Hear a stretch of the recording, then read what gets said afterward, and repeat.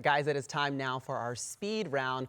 Earn Your Sunday, presented by Lowe's. We're going to do a little bit of true or false. The first one is the Texans are back because they beat the Lamar Jackson-less Ravens. That's false. The Ravens were a bad team prior to Lamar Jackson losing. They have 9 starters, missing, and no Lamar Jackson. No, this is the team that lost to Jacksonville 2 weeks ago. No, they're not back just yet. I think they're back. You can turn it around quickly. They had some issues that they worked through.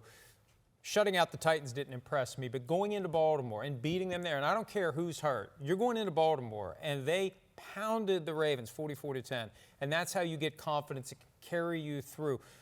The Texans in 2023 and 2024 had one relevant road win against the Bengals, and I know that this is, you could say it's the Ravens B team or whatever, but to go into Baltimore and win that game will give them confidence going forward, so I think they're back.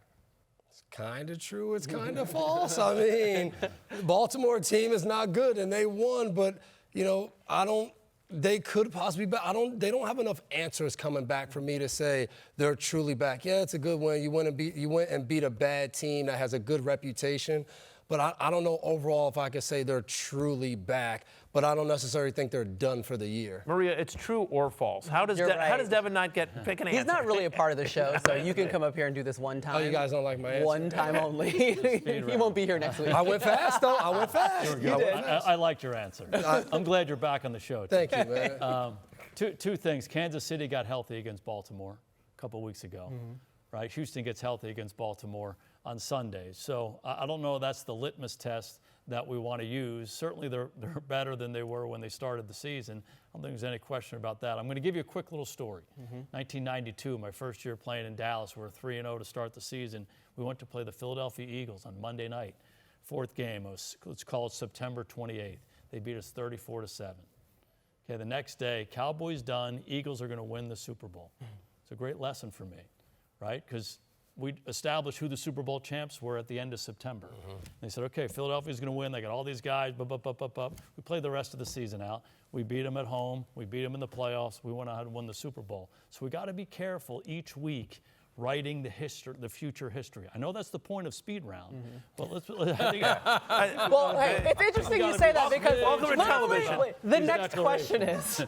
True or false? The Colts are a true Super Bowl contender. Start with Jason. Starting with you, JG. I think they are a true Super Bowl. Let's write the history right now. Okay. I'm leaving it at that. It's the speed round. Okay. I love the quarterback. Daniel Jones playing great. Shane Steichen, underappreciated coach. The running back, probably the most underappreciated player in the league. They're good on the offensive line. Anarumo's doing a heck of a job with the defense. I like their team.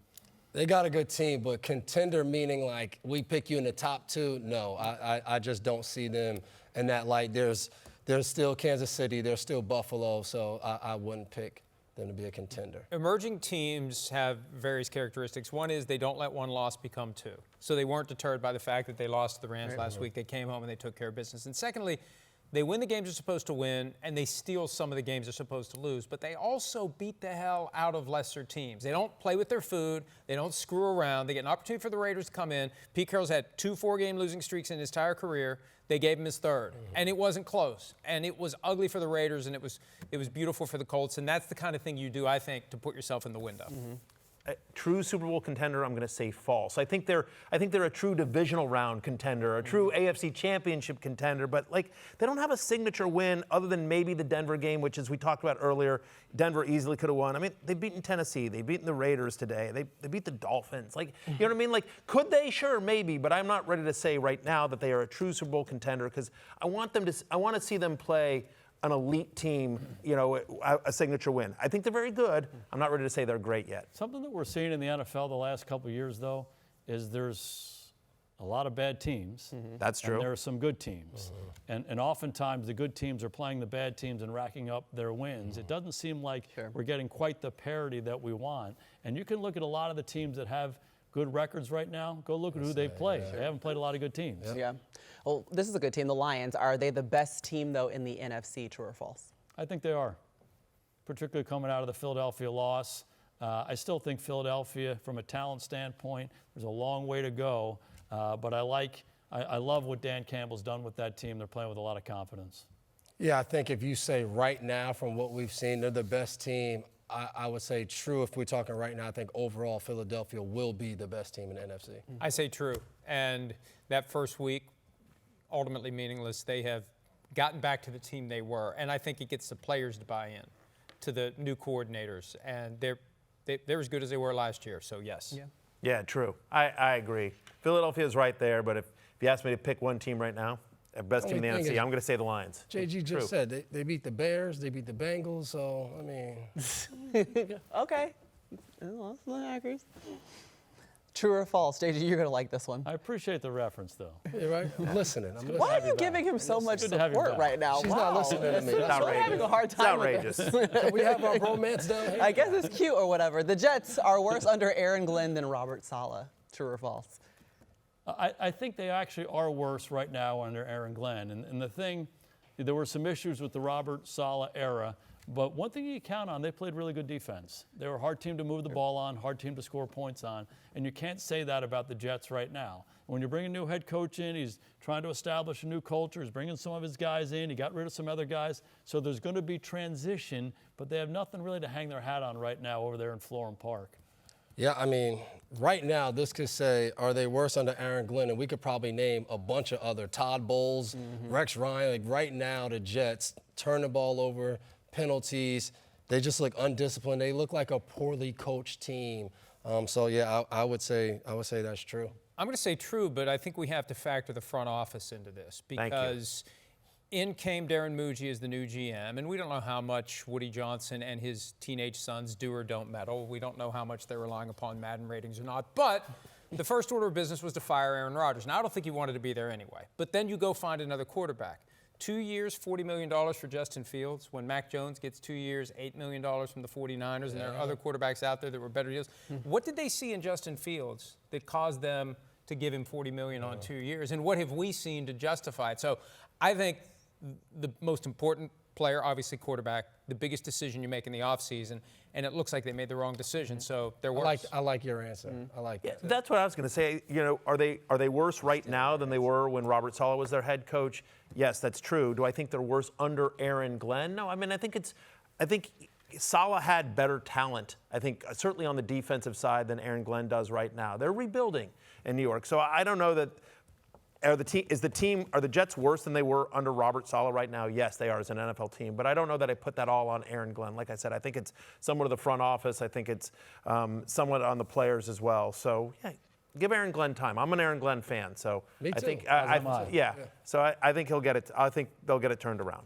All right, we're going to give out the game ball best individual performance by a player or coach, and week 5 goes to Rico Dowdle. Come on, Carolina had that game lost, but Rico Dowdle, 206 rushing yards in a game that Miami should have won. But Carolina, it's been a tough season there for the Panthers. But Rico Dowdle, the backup running back, Chuba Hubbard's out, runs for 206 yards and leads the Panthers to a much-needed victory against Miami. how many fantasy points is that? What do you do? Well over 20. He had a very good fantasy day. For the people that picked him up, for the people that listened to Fantasy Football Pregame where we said Rico Dowdle's a top 15 fantasy running back, you're welcome, America. There you go. This would be a great opportunity to give somebody love from another game, but I'm going to go back to the Broncos and Sean Payton. That going for 2 to put them up by 1. When you're playing a team that has a knack for finding a way and they feel like everything goes their way, that just kind of puts them on notice that you're not going to take their crap today. And you're going to run a play and it's going to work and we're going to take the lead. We're going to add a field goal. You're going to have to score a touchdown and we're going to stop you. And that's what happened. Yeah, for me, it's hard to turn away from what we talked about earlier. I think it's Baker Mayfield. I think it's the way he played. You could throw Emeka Egbuka in there. I just think Baker Mayfield leading this team week after week after week in these tough games, I would go with Baker. Yeah, I would agree with that, but I'm going to give a little shout out to my man Dak Prescott. I don't know that anybody's playing quarterback better than he is right now, and they were without some weapons. I mean, they're thin on the offensive line right now. CD's out, and they went against a not very good New York Football Jet team. We get that, but he's an amazing player, incredible leader, makes everybody around him better. So shout out to my man number 4. They won and everybody else in the division lost, so it was a good day for the Cowboys. That's not true. Oh, wait, I forgot about the Commanders. Sorry, Thank how you could I very forget about much. the Just saying. The Commanders should have lost. But they did not. Commanders won. That's a big game for them going to beat true. the Chargers My on the bad. road. It's a nice win for them. Sure. Hey, I'm going to give a shout out to Spencer Rattler, by the way, getting his Hey, now. first career win. He was Rattler. 0 for 10. There you And go. Kellen Moore, congratulations. Kellen I'm in Moore? the bottom Let's go. 5. Listen, I would shout y'all out. Hi, I'm Mike Tirico, and thanks for watching. Make sure to hit subscribe for the latest news and highlights from NBC Sports.